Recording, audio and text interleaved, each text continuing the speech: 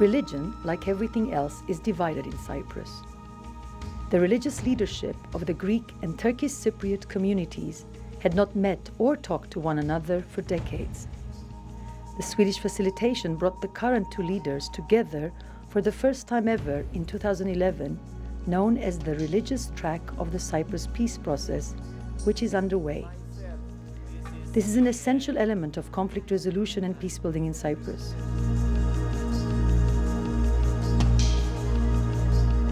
For the first time ever, Christian and Muslim youth from the Greek and Turkish Cypriot communities come together for an interreligious youth encounter for peace.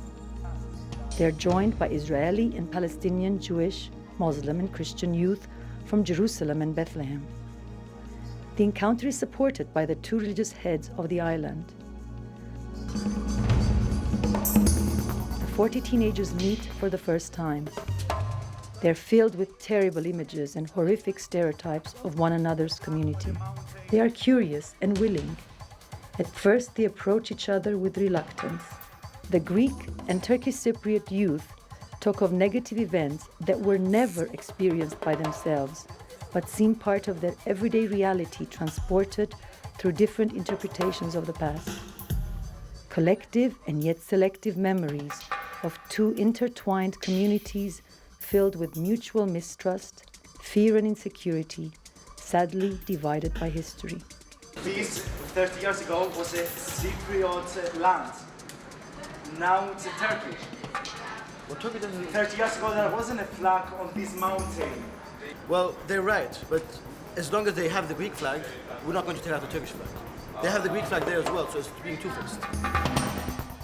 They are united temporarily, living and studying together in Nicosia, the divided capital of the little Mediterranean island, where destruction, division and differences have become part of its psyche and terrain for the last 6 decades.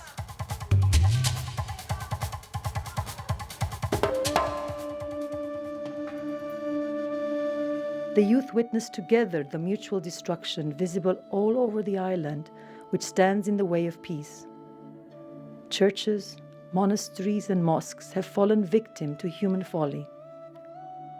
Places of worship to so many where once community was celebrated, and cemeteries where the dead were laid to rest are desecrated and left to perish. Precious cultural heritage of humankind stands silently against the wind of desertion and deliberate obstruction, while attempts to restore and protect them struggle on.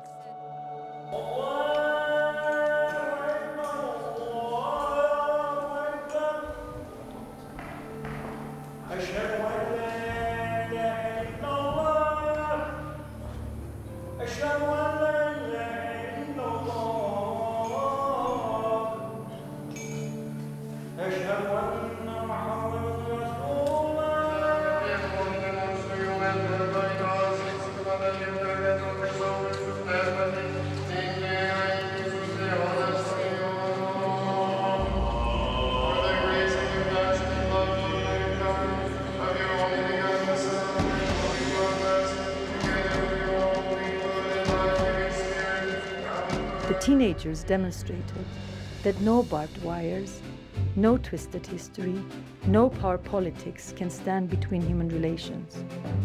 Strengthened by their faith and knowledge of each other's religious teachings, they were able to overcome decades of hatred.